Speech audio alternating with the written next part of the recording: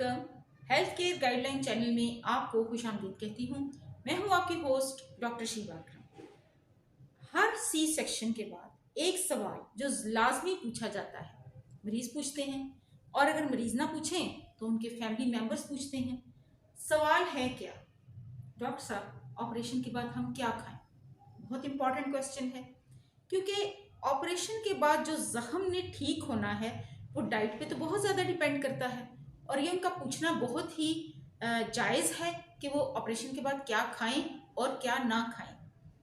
पहली बात है बैलेंस्ड डाइट। लेकिन बैलेंस्ड डाइट ऑपरेशन के पहले दिन ही तो सारी शुरू नहीं हो जाएगी, इसको थोड़ा टेक्निकली आंसर करना ज़रूरी है। ऑपरेशन के बाद वक्ती तौर पे आंतों के अंदर जो हरकत होती है, जिसे हम इंटेस्टिनल मूवमेंट कहते हैं, वो बहुत कम हो जाती है। लिहाजा आपने क्या करना है? आपने इंतज़ार करना है ऑपरेशन के बाद चंद घंटों के अंदर अंदर इंटेस्टीन यानी आंतों की वो हरकत, वो जो आवाज़ होती है वो वापस आ जाती है। और फिर जब आंतें वापस नॉर्मल काम करने लग जाती हैं, उनमें हरकत आ जाती है, पेशेंट जो है वो गैस पास कर लेता है। उसके बाद हम उसे इजाज़त देते हैं कि वो कोई भी लिक्विड डाइट, जैसे कि कोई सूप हो जाए, हनी वाटर हो जाए, ग्रीन टी वगैरह हो जाए, वो उसको एक घूंट फिर दूसरा घूंट थोड़ा थोड़ा करके वो उसको सिप बाय सिप जो है ले सकता है। जब वो देखे कि उसने उसको डाइजेस्ट कर लिया है, वो उसके साथ कंफर्टेबल है, तो उसके बाद फिर हम पेशेंट को सेमी सॉलिड डाइट के ऊपर, यानी पूरी ठोस ग़िज़ा नहीं बल्कि सेमी सॉलिड जो होती है, यानी वो पूरी तरह से ठोस नहीं होती, जैसे बहुत पतला हल्का सा पका हुआ दलिया, ओट मील हो सकता है, तो वो जो सेमी सॉलिड डाइट है उस पर हम पेशेंट को डालते हैं। उसके बाद फिर जब वो उसको भी अच्छी तरह से डाइजेस्ट कर लेता है, फिर हम उसको सॉलिड डाइट पे लेके जाते हैं। दूसरे तीसरे दिन हम उसे कहते हैं कि वो बॉइल्ड चिकन ले ले, उसके ऊपर हल्की सी काली मिर्च नमक छिड़क के ले ले, उबला हुआ अंडा ले ले। उबला हुआ चिकन, उबला हुआ अंडा, इसमें पेशेंट को बहुत ज़्यादा प्रोटीन मिल जाएगी, जिससे उसके ज़ख्म जल्दी ठीक हो जाएंगे। इसके अलावा सब्ज़ पत्तों वाली जो सब्जियां होती हैं ना, ग्रीन लीफी वेजिटेबल्स, ये बहुत अच्छी होती हैं।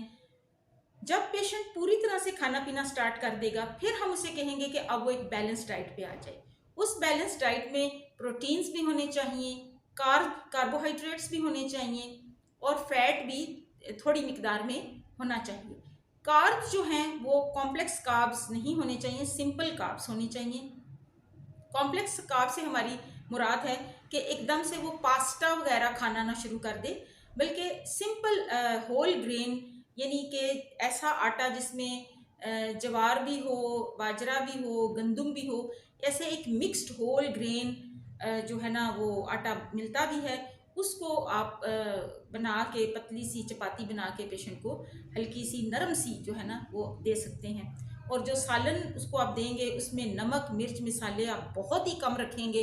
आप उसे ऐसी करी बना के देंगे जो कि बहुत ही आसानी से हज़म हो जाए, और जिसमें मसाले और वो जो ऑयल है वो बहुत ही कम होगा।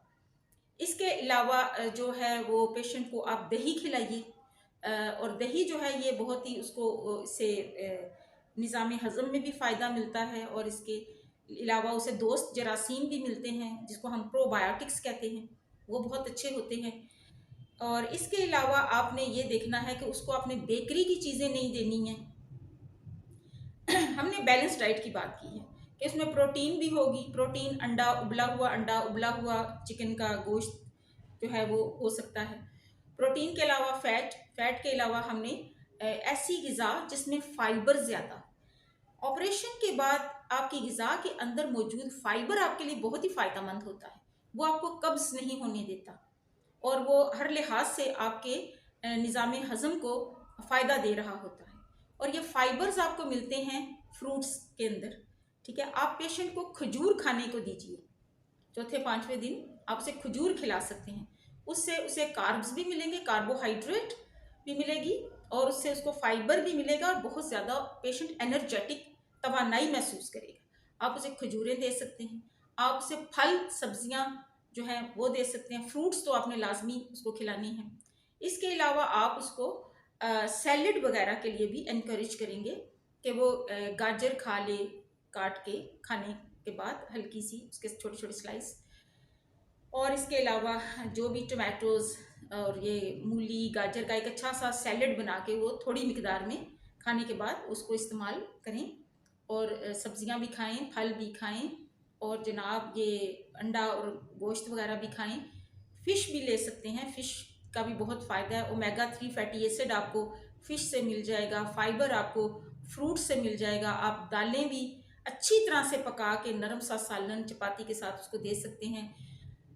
चावल बहुत मुनासिब और कम मिकदार में अगर इस्तेमाल करें तो वो ज़्यादा बेहतर है।